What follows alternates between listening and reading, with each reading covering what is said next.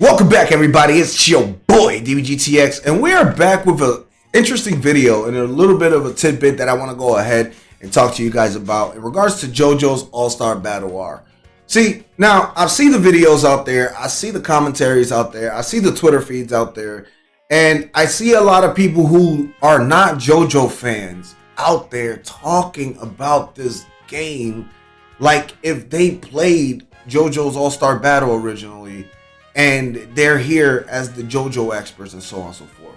Let me go ahead and clear that air up and be straightforward with anybody that's been talking. And there's plenty of game outlets out there that are talking about JoJo's All-Star Battle R from their demo perspective and not talking about the game as the game is going to be. What that means is that the developers have taken notice of everything that everyone's been talking about JoJo. Now, All-Star Battle was released back in 2013, and a lot of things have been completely overhauled. But for a lot of fans of the original All-Star Battle who liked the little setup with the spin cancels and things like that, they were not fans of this whole new version of All-Star Battle.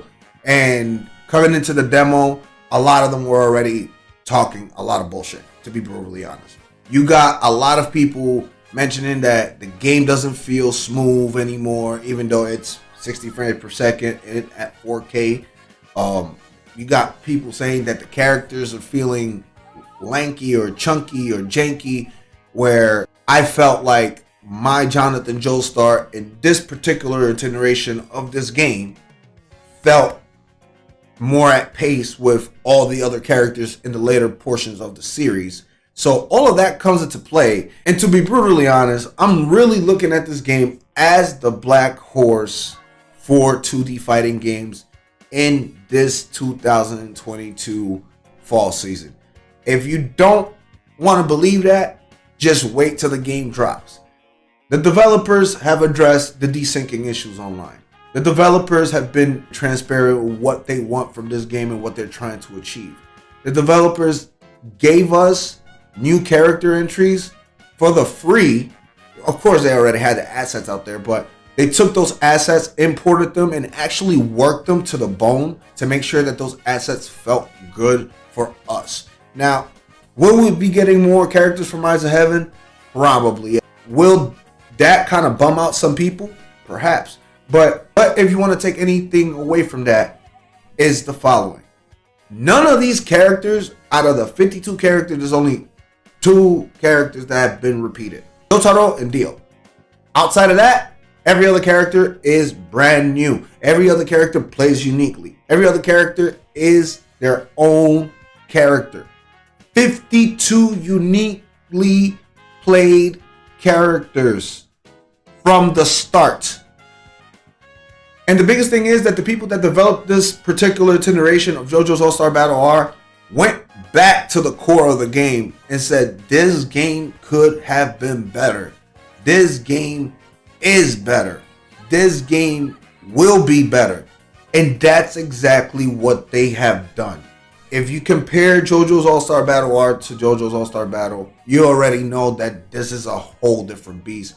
You can't call it a sequel. You can't call it a sequel. So you might as well call it a reboot to the game and giving you what your money was supposed to be worth originally when you got this game. And I think that goes a long way, especially with the folks that are at the helm, making sure that this does not flop / represent what JoJo, what the culmination of JoJo is supposed to be in a battle fighter.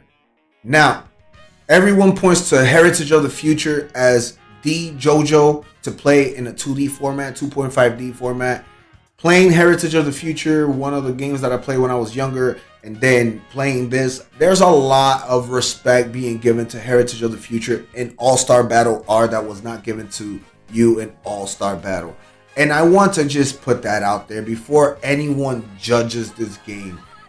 Let the game come out so you can see what kind of black horse this game is, especially with all the touch-ups. It's all I'm asking. The demo, when it worked, was amazing, and that means a lot because desyncing issues can be corrected. But if the gameplay was terrible, which it wasn't, it was an excellent gameplay between an 8.5 to almost a 9 out of 10 in regards to getting it in with these new overhaul JoJo characters. You can't talk about it, man. You really can't. You cannot sit there and say that the game was that terrible, or that someone just spammed one thing or just did another thing or anything like that. And for a demo, you cannot talk about it like that, and can't be posting videos out there saying this game is gonna flop based off of this. If you're that kind of person, cool, but I'm not. I'm genuinely not, and I'm not going to do that. A lot of the time, there are folks who are not fans of the game or fans of the series who want to see this series flop and fail, just like any other anime series out there, like My Hero Academia Ultra Rumble, which I've heard that's supposed to be really good. Now people are determined to say that the game is whack and all that stuff, but only if a select a few people only got in there. So why are there so many comments out there talking about the game being whack if it was only a select a few people? So you either play the game and you think it's whack because you didn't win, or you didn't get access to the game and you're just literally bombing the game in order to make yourself feel good. And that's really what's happening with the JoJo series. There's a lot of haters in the JoJo world. I'm gonna be brutally honest. And there's a lot of video game YouTubers out there that are covering this game only because it's part of the anime community stuff or part of the anime gaming, and they don't have the love or the passion for that. So they're going to go ahead and play the game for a few hours and turn around and say, that's it, this is what I got.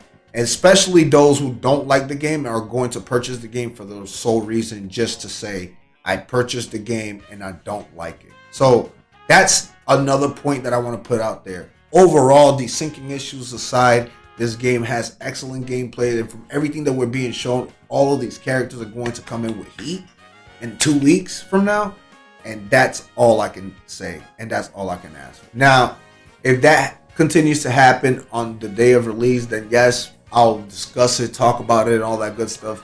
But for now, we can't talk about the future. We can't talk about things that haven't happened yet, and that's where I leave this video at. Give the game a chance. Let this game be the black horse that it's supposed to be. And to all the JoJo haters out there that are watching this video, I understand you don't want JoJo to succeed, especially with how successful it is against your favorite anime. It's all good though. It's all good. It's all love out here. Holla at the boy, and I'll catch you in the next video. Peace out.